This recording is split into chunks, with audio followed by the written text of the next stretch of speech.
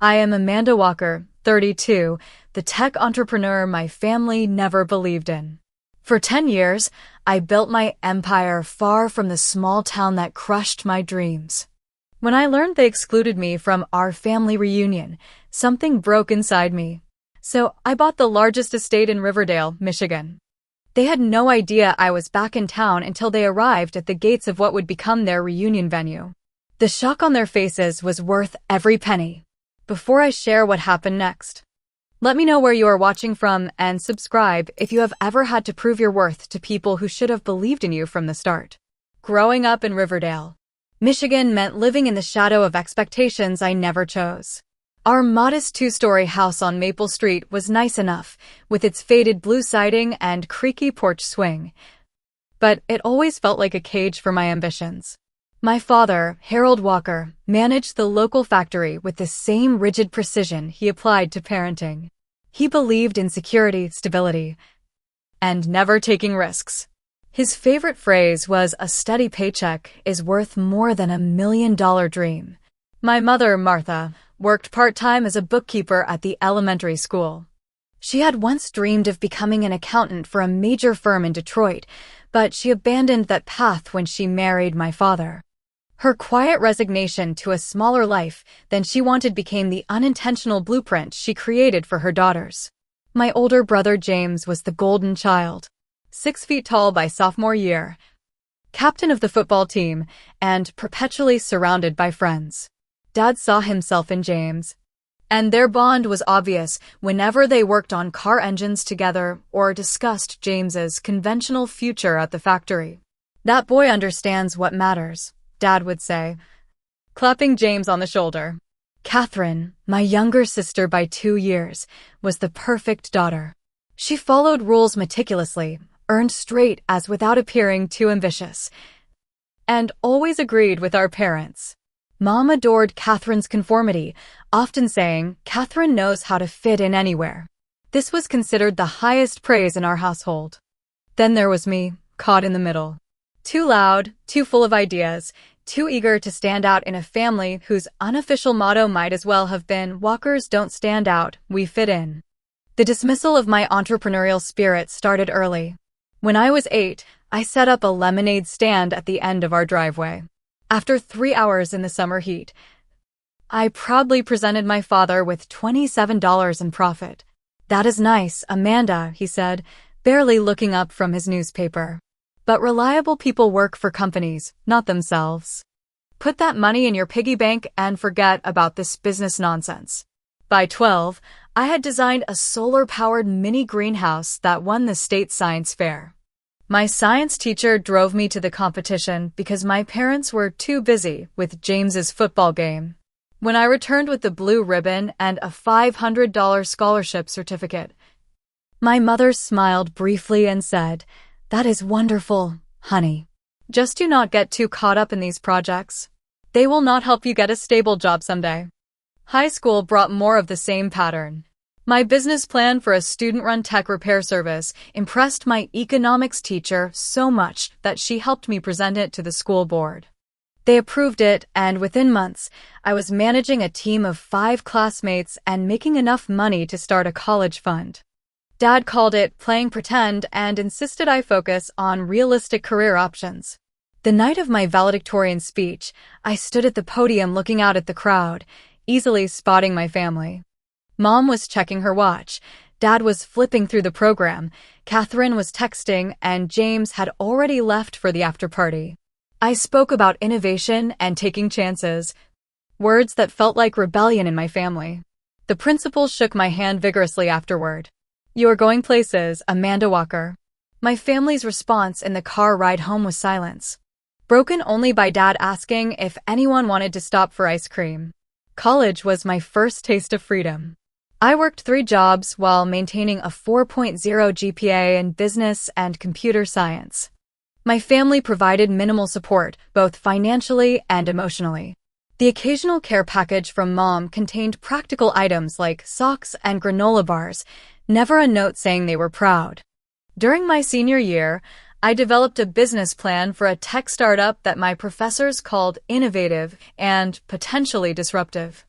I needed a cosigner for a small business loan to get started. When I called my father to ask, his response was swift. Amanda, when will you grow up and accept reality? No bank will take your little project seriously, and I am not putting my name on something that will fail. Apply for a job at the bank like Catherine did. They have good benefits. The final breaking point came at 22 after graduation. I had accepted an entry-level position at a tech company in San Francisco, turning down the accounting job my father had arranged at his factory. The night before I left, we had our last real conversation for a decade. California is filled with dreamers who never amount to anything, Dad said, standing in the doorway of my childhood bedroom as I packed. You are throwing away security for a fantasy.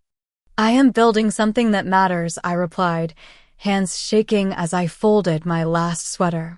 When you fail, he said, his voice hard with certainty. Do not come crawling back here expecting us to pick up the pieces. Mom stood behind him, silent, her eyes sad but resigned. James was out with friends, not bothering to say goodbye. Catherine hugged me stiffly before retreating to her room.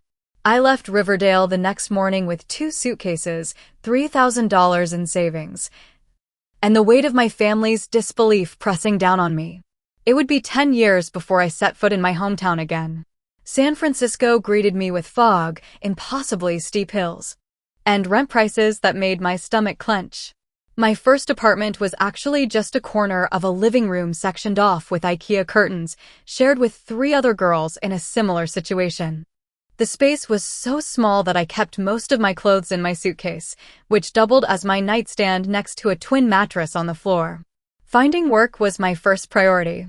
Within a week, I had cobbled together 3 jobs: morning shifts at a coffee shop near the financial district, afternoon administrative work at a dental office, and weekend retail hours at an electronics store.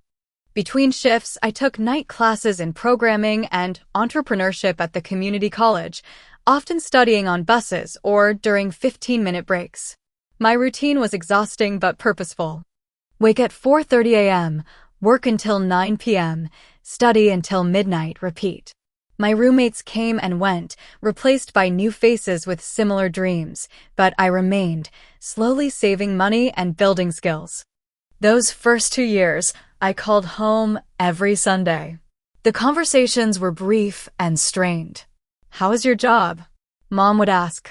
Jobs, I would correct her. They are fine. How is everyone there? The same. Your father is working overtime this week. James got a promotion. Catherine and Thomas are getting serious. When are you coming to visit? When I can afford the time off, I would say, knowing that the subtext was clear, when I had something to show for myself. The turning point came during my 3rd year in San Francisco. While serving coffee to the morning rush of tech executives and venture capitalists, I recognized Elaine Rodriguez from a business magazine I had been studying. As CEO of a successful software company, she was something of a personal hero. When I handed her the vanilla latte she had ordered, I took a chance. Ms. Rodriguez, I just wanted to say that your article on adaptive algorithms was brilliant. I have been implementing some of your theories in my own project. She looked up from her phone, really seeing me for the first time. You read my article in Tech Forward? Most people skipped it for the flashier stuff. The flashier stuff is usually just recycled ideas in new packaging. I replied. Your approach was genuinely innovative. She smiled and handed me her business card. Email me about this project of yours. I might have some thoughts. That email led to coffee, which led to mentorship, which eventually led to Elaine becoming the first investor in my company. With her guidance, I quit my 3 jobs and focused entirely on building Nexus Tech, an innovative platform that helped small businesses leverage enterprise-level technology. The first version failed spectacularly.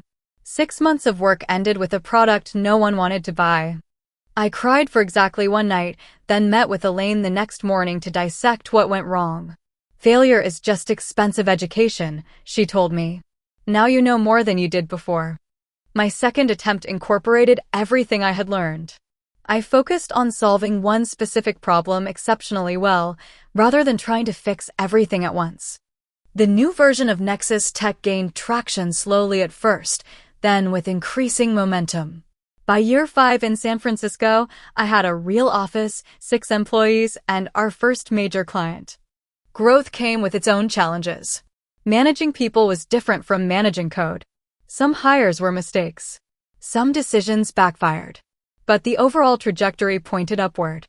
We expanded to Los Angeles in year 6, Seattle in year 7. Each new city brought new opportunities and challenges that stretched my capabilities. Year 8 brought the breakthrough that would transform everything. We developed a proprietary system that revolutionized how small businesses could compete with larger corporations in the digital space. Suddenly, everyone wanted what we had built. Revenue tripled within 6 months. Our staff grew to over 60 people across 3 offices. Throughout this external success, I was also doing internal work. Weekly therapy sessions helped me untangle the knots of my childhood. I learned that my worth was not tied to my family's approval.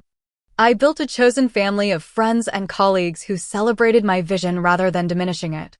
My contact with my biological family dwindled during these years. Birthday calls with mom became predictable exercises in emotional distance.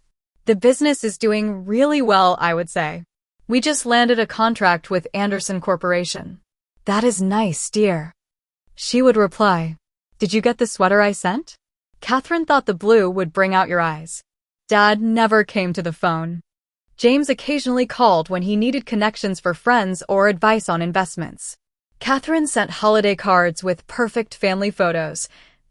Her husband Thomas and their 2 children posed in matching outfits, but never personal notes. In year 9, Forbes named me one of the entrepreneurs to watch under 35. The accompanying profile mentioned my humble beginnings and the lack of family support. A week after publication, I received a text from James, "Saw your magazine thing. Did you have to air family business like that?" I did not respond. By year 10 in San Francisco, I had achieved what many would consider the American dream. Sole owner and CEO of a company valued at over $100 million. A penthouse apartment overlooking the bay. Financial freedom that allowed me to travel, invest, and support causes I believed in. But success feels different when you cannot share it with the people who raised you. On quiet nights, looking out at the city lights, I still wondered if they would ever see me clearly. If they would ever admit they had been wrong. The notification popped up while I was reviewing quarterly projections on a Tuesday afternoon. My cousin Allison had tagged family members in a post about the upcoming Walker family reunion. 10 years since our last big gathering. Cannot wait to see everyone at Lake House Resort next month. I stared at my computer screen, a strange mix of emotions washing over me. 10 years. The last reunion had happened right before I left for San Francisco. I remembered it clearly. The awkward conversations, the pointed questions about my unrealistic plans, the subtle comparisons to Catherine's sensible choices. Now, a decade later, I had so much to share. Perhaps this was the perfect opportunity to reconnect on new terms. I found myself scrolling through luxury gift websites, considering what to bring for each family member. Something thoughtful for mom. Something impressive but not showy for dad. Something fun for James's kids I had never met. Something elegant for Catherine and Thomas. The call to my mother came 3 days later. I timed it for early evening in Michigan, when Dad would likely be watching baseball in the den. "Hi, Mom. I saw Allison's post about the family reunion. What are the exact dates? I need to arrange my schedule." The pause that followed lasted too long. "Oh, Amanda." I thought, well, we did not think you would be interested in coming all this way for something like this. My stomach tightened. What do you mean? Of course I would come for our first family reunion in a decade. Another pause. Well, honey, the thing is, the accommodations are already arranged. The lake house is quite limited in space, and with all the cousins and their children. The implication hung in the air between us. I had not been counted among those expected to attend. I had not been invited. "I see," I said, my voice carefully controlled. "So there is no room for me." "It is not that we did not want you there," Mom said quickly. We just assumed with your busy life in California, you would not be able to make it. James said you never responded to his messages about visiting. I can get a hotel room, I offered, hearing the slight desperation in my voice and hating it. I do not need to stay at the lake house. Well, let me talk to your father and get back to you, she said, in the tone I recognized from childhood. The one that meant the conversation was already decided. But she did not want to be the one to deliver the bad news. She never called back. 3 days later, an email notification appeared on my phone. The sender was my father. But I could see it was part of a chain that included several family members. I had been accidentally copied, probably because my email was saved in a family group in his contacts. The subject line read, Amanda at reunion? With a sense of dread, I opened it. The original message was from my mother to my father, James, and Catherine. Amanda called about the reunion. She wants to attend. Thoughts? Catherine had replied first. Do we really want Amanda showing off and making everyone uncomfortable? All she ever talks about is her business and her San Francisco life. No one wants to spend the reunion feeling inadequate. James had added. Last time I reached out about bringing the kids to meet her, she never even responded. Now she suddenly wants to be part of a family gathering? Seems convenient. And finally, my father's response. The one that had mistakenly included me. She chose to leave this family. She cannot pick and choose when to be part of it. Tell her the accommodations are full. If she wants to be involved with family, she should make more of an effort the rest of the year, not just when it suits her schedule. I sat in my office, staring at my phone until the screen went dark. Then I went home to my beautiful penthouse with its perfect view and poured myself a glass of wine that cost more than my father's weekly salary. I drank it slowly, then a second, then a third. And then, for the first time in years, I cried myself to sleep.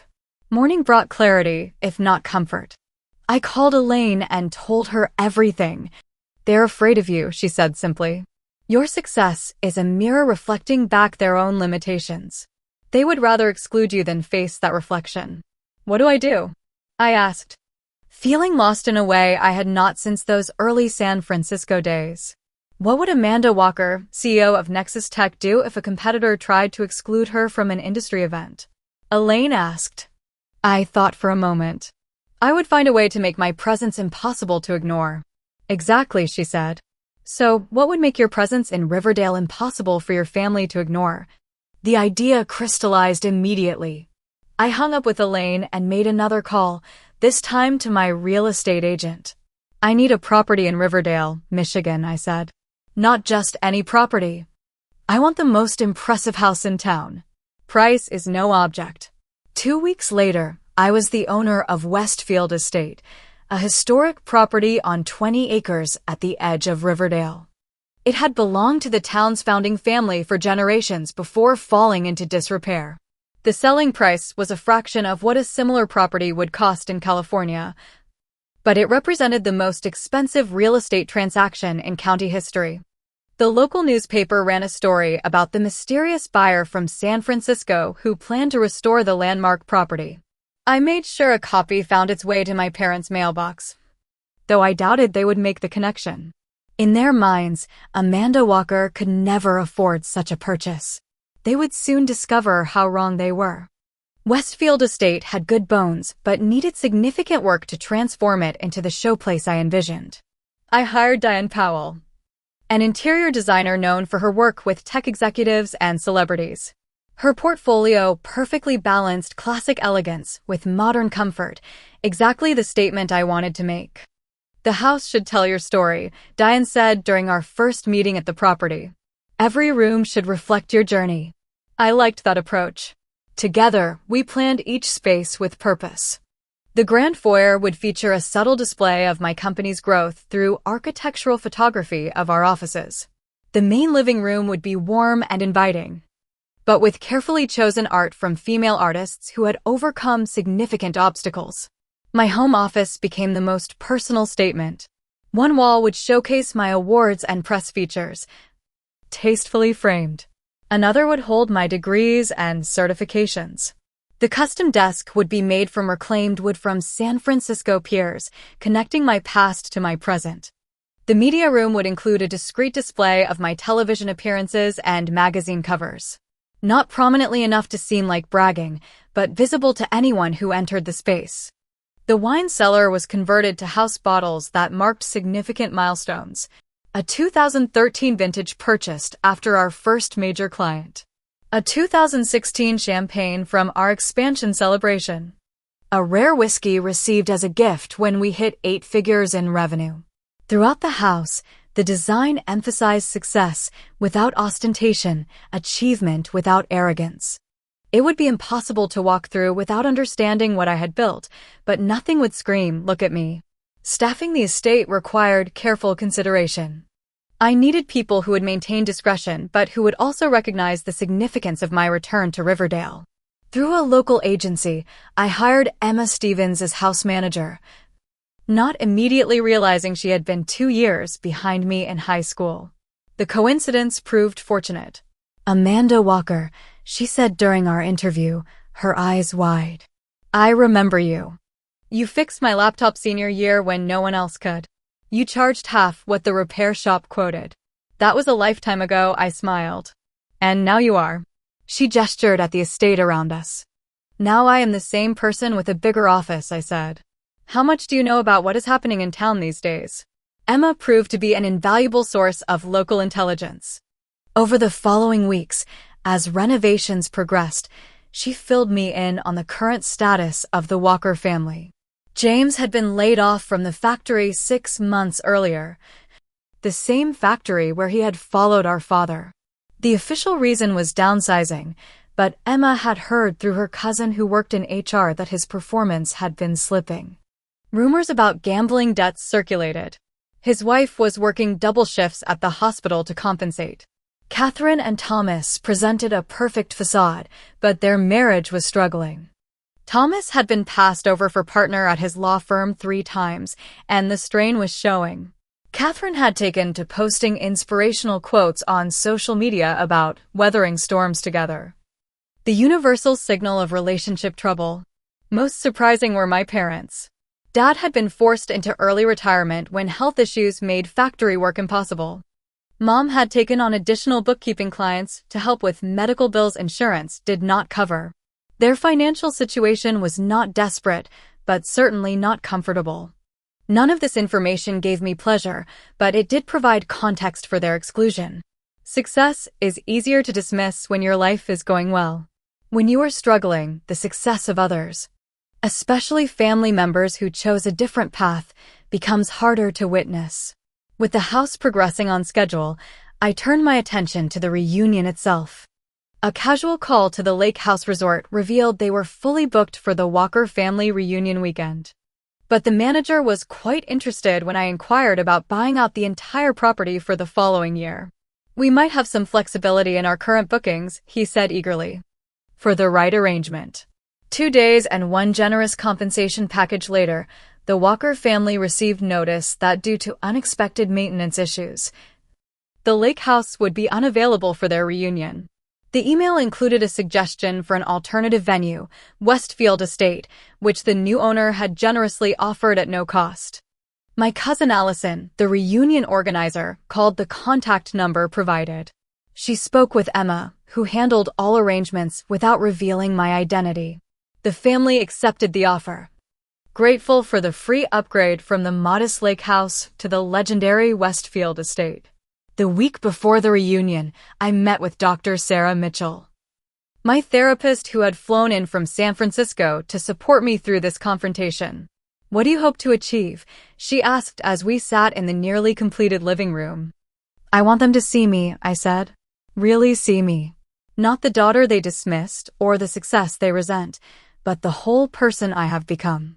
And if they cannot do that," she pressed gently, "then I need to accept that and move forward. This is about resolution, not revenge. I have spent too many years seeking their approval. This is my opportunity to stop." The night before the reunion, I stood in the master bedroom, looking out over the grounds where caterers were setting up for tomorrow's event. Doubt crept in for the first time.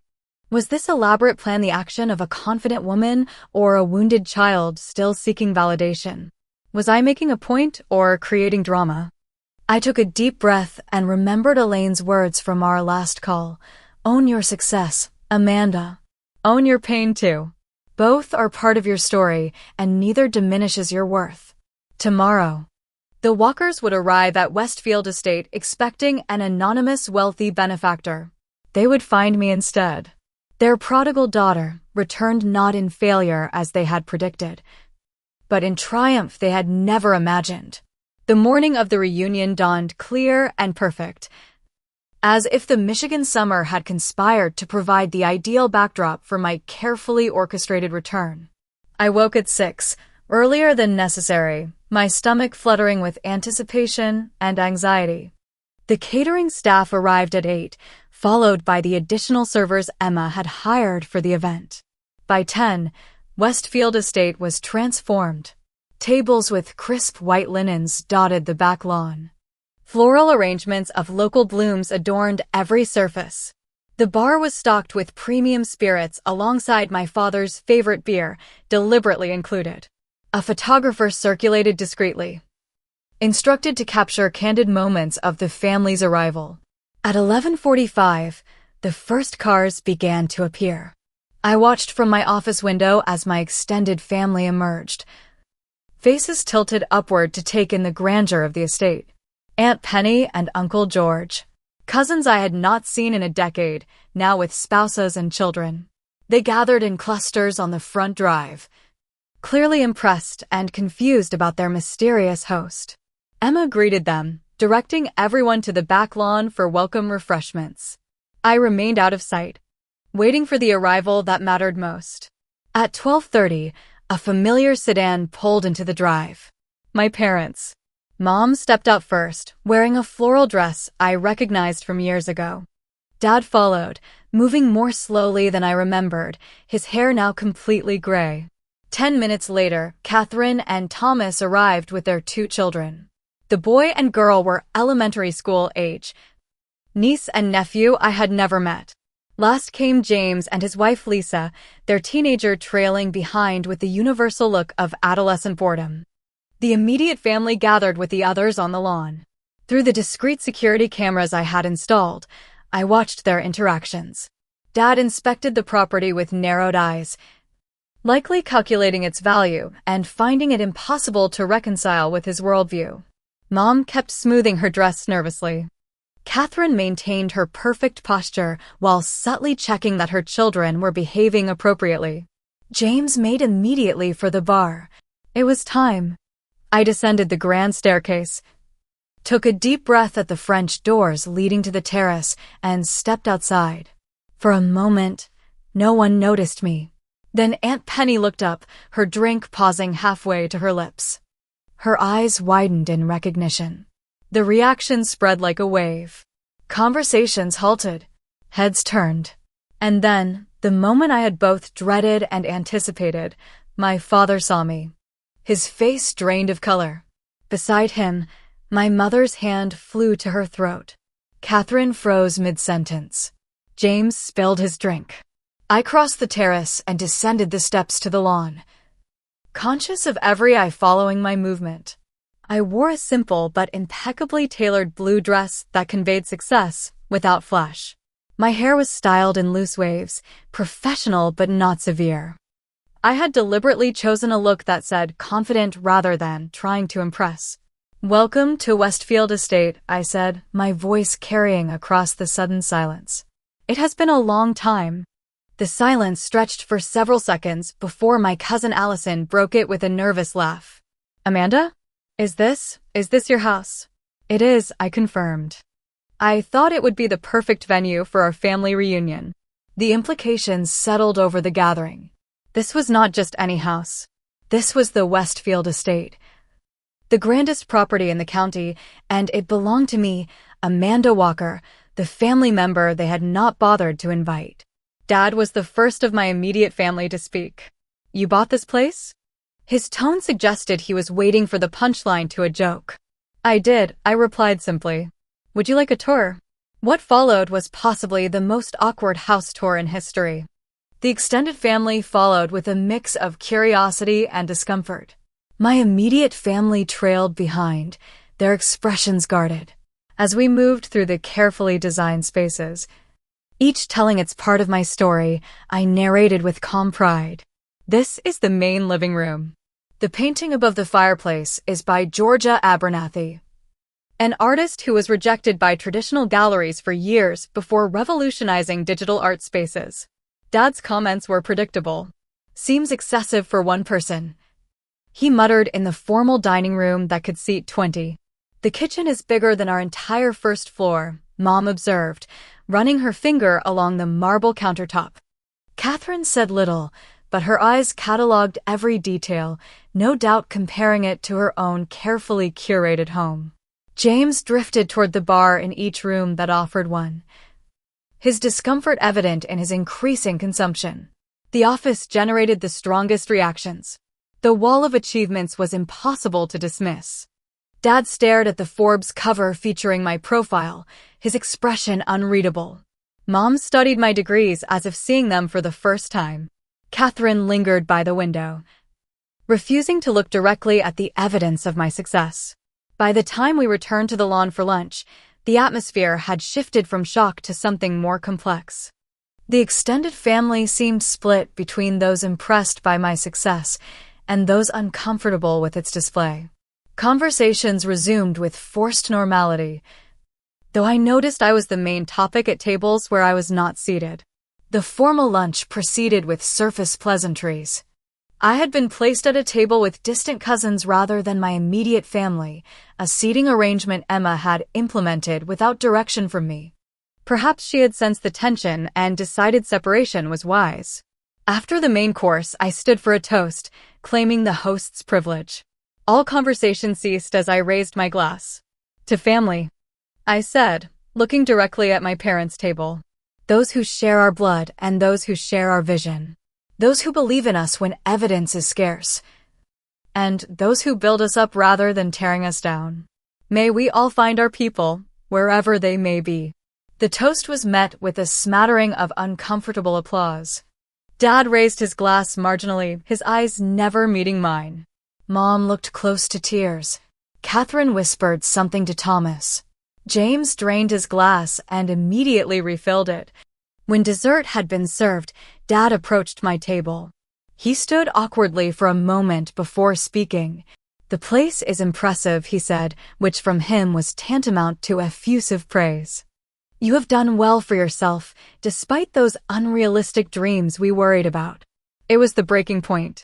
10 years of dismissal culminating in this backhanded compliment. I smiled politely and gestured to the empty chair beside me. Why do not you sit for a moment, Dad? I think we are overdue for a real conversation. He hesitated, then lowered himself into the chair. Up close, I could see the new lines around his eyes, the slight tremor in his hands that had not been there a decade ago. I know about the factory, I said quietly. About your early retirement. About James's gambling and Catherine's marriage troubles. I know more than you think about the family that excluded me from this reunion. His face hardened. You have been spying on us? I have been informing myself, I corrected. The same way you all discussed me in emails you thought I would never see. The color drained from his face for the second time that day. That was private family business. So was my exclusion, I replied. Tell me, Dad, was it easier to keep me away than to face what I have become? Does my success make your choices harder to justify? Before he could answer, Mom appeared at his side, her hand on his shoulder in a gesture that was both restraining and supportive. Amanda, please, she said. This is supposed to be a happy occasion. Is it? I asked. Because from where I sit, this is an occasion my own family tried to prevent me from attending. I had to buy a historic estate just to secure an invitation to my own family reunion. The nearby tables had gone quiet, attention shifting to our conversation. Catherine approached, her perfect composure slipping slightly. Did you do all this just to show off? She asked, gesturing around at the estate. To prove us wrong? To make us feel small? The question hung in the air between us. In the silence that followed, James joined our growing circle, swaying slightly from the alcohol. "The successful prodigal daughter returns," he said, his words slightly slurred. "Here to lord it over the family that was not good enough for her." "No," I said firmly. "I did this because after 10 years of building something meaningful, my own family could not make room for me at a reunion. I did this because you excluded me, then blamed me for being excluded." "We thought you were too busy for family matters," Mom protested weakly. "You never invited me to family matters," I countered. "You made assumptions about my availability, my interest, my priorities, without ever asking me directly." Dad shifted uncomfortably. "You left us, Amanda. You made it clear your life was in California." "I left Riverdale," I corrected. "I never left the family until the family left me." Catherine's carefully constructed facade finally cracked.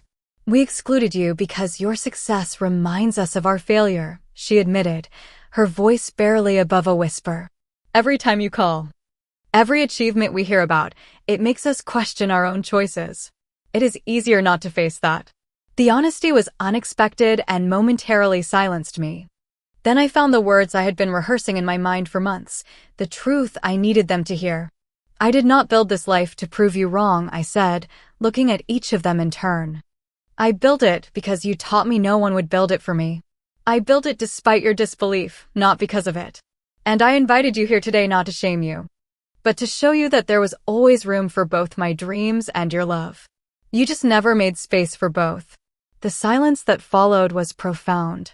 Around us, the extended family pretended not to listen while absorbing every word. Dad looked at his hands. Mom dabbed at her eyes with a napkin. Catherine stared at the ground. And James, surprisingly, was the first to respond. "You did good, sis," he said, the alcohol perhaps allowing for honesty where sobriety would have maintained walls. "Better than any of us. And we have been petty about it." It was not an apology, not exactly. But it was an acknowledgement, and for now, that would have to be enough. The confrontation created a seismic shift in the reunion's atmosphere. Some family members made awkward excuses and departed early. Others lingered, suddenly interested in reconnecting with the successful relative they had previously ignored. I found both reactions equally disingenuous and focused instead on the aftermath with my immediate family. Dad retreated to the garden, seeking solitude on a stone bench beneath an oak tree. After giving him time to process, I joined him there. We sat in silence for several minutes, watching the play of sunlight through leaves. "My father never believed in me either," he finally said, his voice rough with emotion. "Nothing I did was good enough. I swore I would never be that kind of father, but I became exactly what I hated." "Why?" I asked simply. He sighed heavily. "Fear, I suppose. When you talked about your dreams, all I could see were the 1,000 ways you might fail. The world is hard, Amanda. I wanted to protect you from disappointment. By ensuring the disappointment came from you instead of the world?" He winced. "When you put it that way, I convinced myself it was for your own good, that I was teaching you to be realistic. The truth is, your ambition terrified me because I had surrendered mine so long ago. It was the most honest conversation we had ever had, adult to adult rather than father to daughter. I was afraid you would fail," he admitted. "But I was more afraid you would succeed and leave us all behind. And you did both, in a way." "I never wanted to leave anyone behind," I said. "I just needed to find out who I could be without limitations." In another part of the garden, Mom found me an hour later. Unlike Dad, she did not attempt philosophical discussion. Instead, she took my hand in hers, her fingers cool and familiar. "I should have defended you," she said simply. "All those years, I should have spoken up when your father dismissed your dreams. I was wrong to stay silent." "Why did you?" I asked, the question I had carried for years.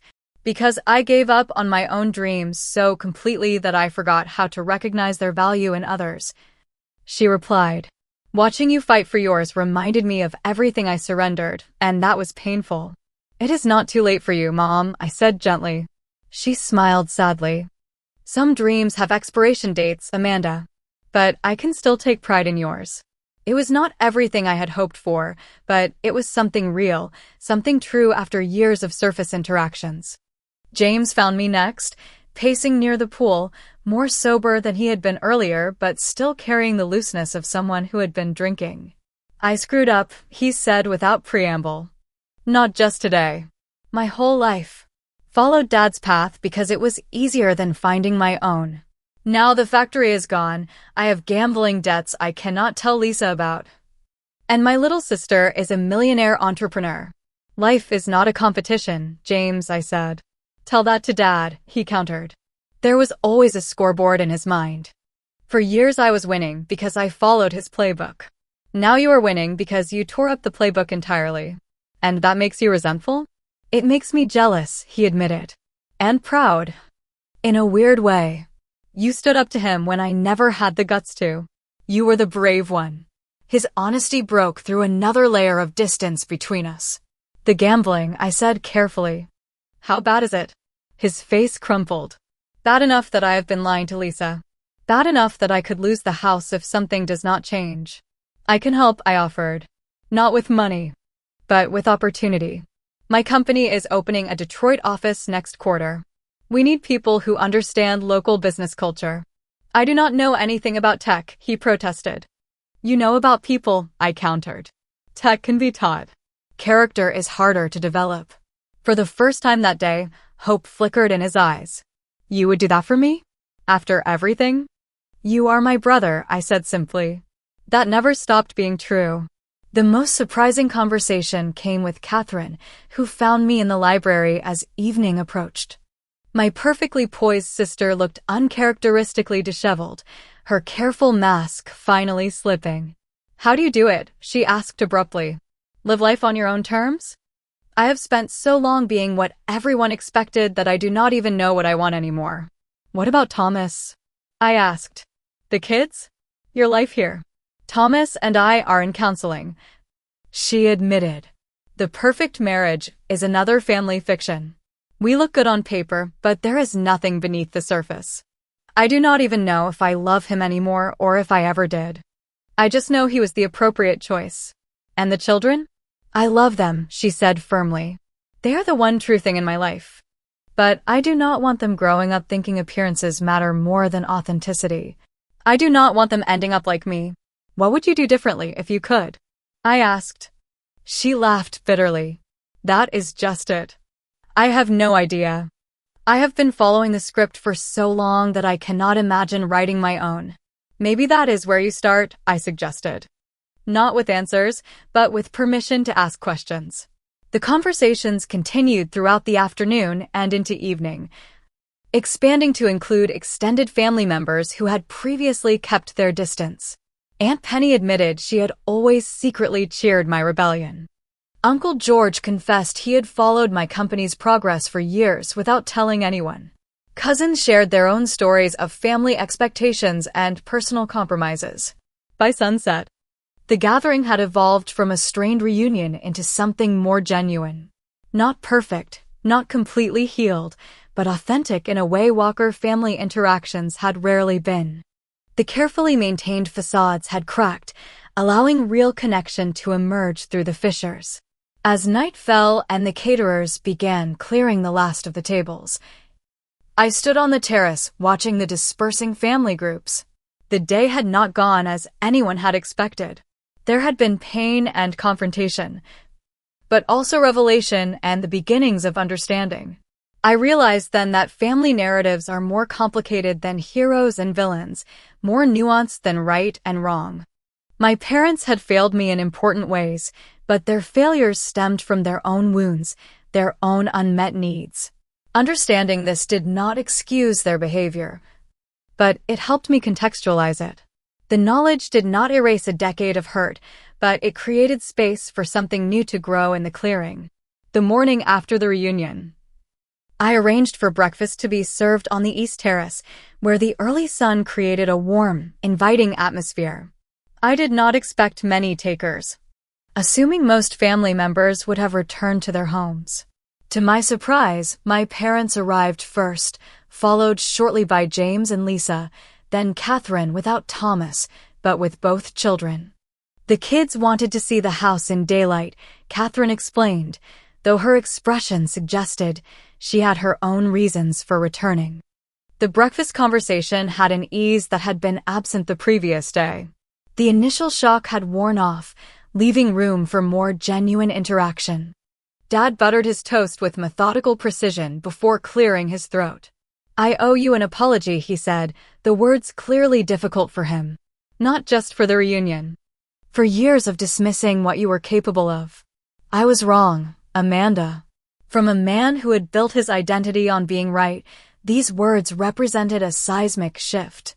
I nodded, accepting the apology without needing to diminish its significance with immediate forgiveness. Some things needed time. Mom's apology came in different form. She had brought a small package, carefully wrapped. Inside was my first business plan, the one I had created in high school for the tech repair service. "I saved it," she said quietly. "I should have supported it." The preservation of this document, I thought long discarded, spoke volumes about the complicated nature of her silence. She had recognized the value of my dreams even while failing to defend them. As breakfast progressed, the conversation turned practical. Without the emotional charge of the previous day, we were able to discuss family needs honestly. "I cannot give you a job out of charity," I told James over coffee, "but I can give you an opportunity to earn a position. The Detroit office needs someone who understands the local business landscape. 3 months probation. Standard salary, performance reviewed like any other employee." He nodded, understanding the gift was the chance, not a guarantee. "I will not let you down." For my parents, I offered financial planning rather than direct assistance. "I know a consultant who specializes in retirement strategies for medical expenses," I said. "She can help structure your savings to cover Dad's treatments without depleting your resources." Dad initially bristled at the suggestion, but Mom placed her hand over his. "We need help, Harold.